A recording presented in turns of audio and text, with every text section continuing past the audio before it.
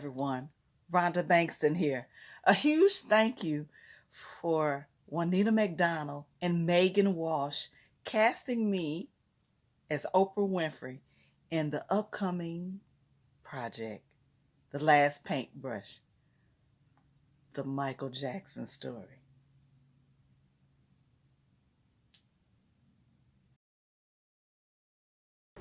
What's your name? Melinda Zarneska. Okay. And how did you meet Andre Van? Okay, before I met Andre Van, I first knew Juanita McDonald.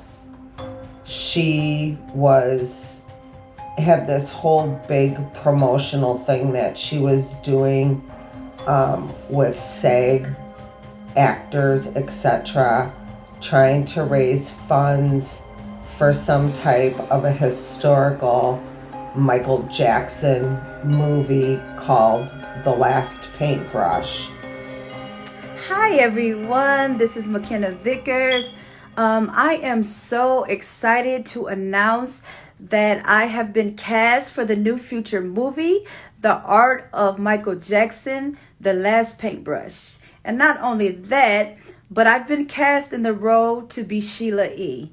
Thank you so much, Juanita McDonald. I really, really appreciate you for this opportunity. Their business proposition was so professional. I didn't really have reason to doubt that it wasn't valid, right? So I originally donated a couple $100 to Juanita's project called The Last Paintbrush.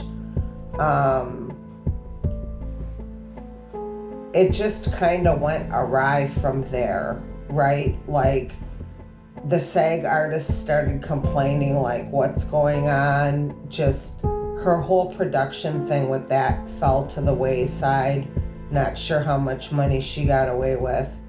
But I think during that time, Andre was still incarcerated, because it wasn't until about a year afterwards that he approached me. I didn't really even know who he was. I've worked with A-list celebrities in the past. I come from a very strong administrative background, and I think he thought that he could try to love bomb me and then to use me to his benefit, right? He'd always come up with what's become typical amongst his victims, right? Like, I need you to help me raise money for my cosign deal, or things of that nature. For some reason, people like to want to think like I had some type of big romantic affiliation with him. But the truth is that from beginning to end, I knew him less than 3 months. I actually have a personal letter from President Trump on real presidential letterhead and signature. And when I mentioned that I had that, he wanted to see it. I didn't know he wanted to see it, to steal it, and then recreate it into another avenue to create more fraud, right? Yeah, that's been debunked now. I've got all the various copies of where he stole the signature from my letter, copied and pasted it into his own nefarious letter to solicit for further funding. I mean, some of this stuff that he's done is not just criminal under what we would consider to be 419 scamming. What he's done is just so illegal. You don't steal the president's anything and solicit for anything. Those are federal crimes. What did he tell you he did for a living? He told me that he was a musician and an artist, that he told me that he was Jermaine Jackson's secret son, and that his mother was actually Whitney Houston. So when those things started to project and come out a little bit, right, just certain things didn't add up to me because I have a music industry background, right? So did I contribute to his causes? Yeah, just like his other victims did. Did he get tons and tons of money from me? No, but I am medically disabled and I'm 62 years old, right? And when your only source of income is Social Security, it's hard to save on that, right? So I, over the course of time, saved like $6,000, and within like 2 months, he got it all. If you're an artist and you have a deal with a record label, okay, you're gonna have a publishing company, you're gonna have a record label. Who's your management company? Who's your publicist? And why are you trying to do all these things by yourself? Especially when you say you're working for the President of the United States. Cut me a break, right? No, he did not like that. Just between you and I, he didn't like that part about me at all. At one point, he did admit to scamming me. And I've got it in paperwork.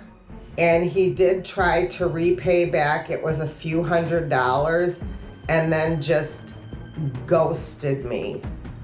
The first thing I did was go to my FBI, Milwaukee, and took them, I don't know, maybe 50 victims of stuff. I said, so where do you suggest I go? He said, I'd suggest you go file this in your local county courthouse to start with.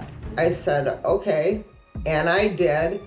And at that time, Andre was incarcerated for some type of a minor probation violation.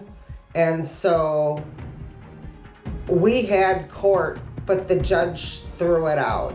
The judge said, you know, you don't have enough evidence or what? And I'm like, the dude right here says I scammed this from this woman. Like, what do you mean? What more do you need here, right? So he kind of dismissed that case without prejudice, right? And after that, he had another court hearing where, again, it involved Trent, and I flew down to Florida, Trent flew down, some other people flew down to Florida because we thought the judge would do the right thing if we, the victims, okay, are there at court. And again, they did nothing, right?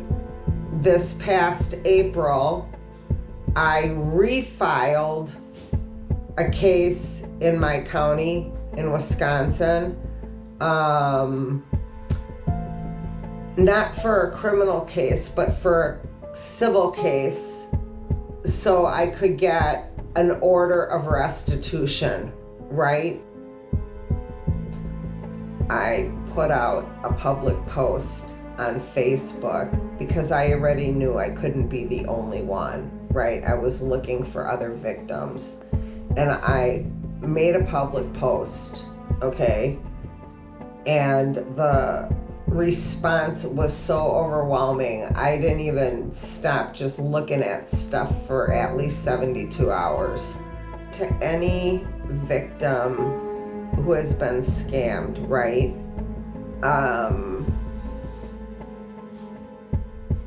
First of all, forgive yourself, right?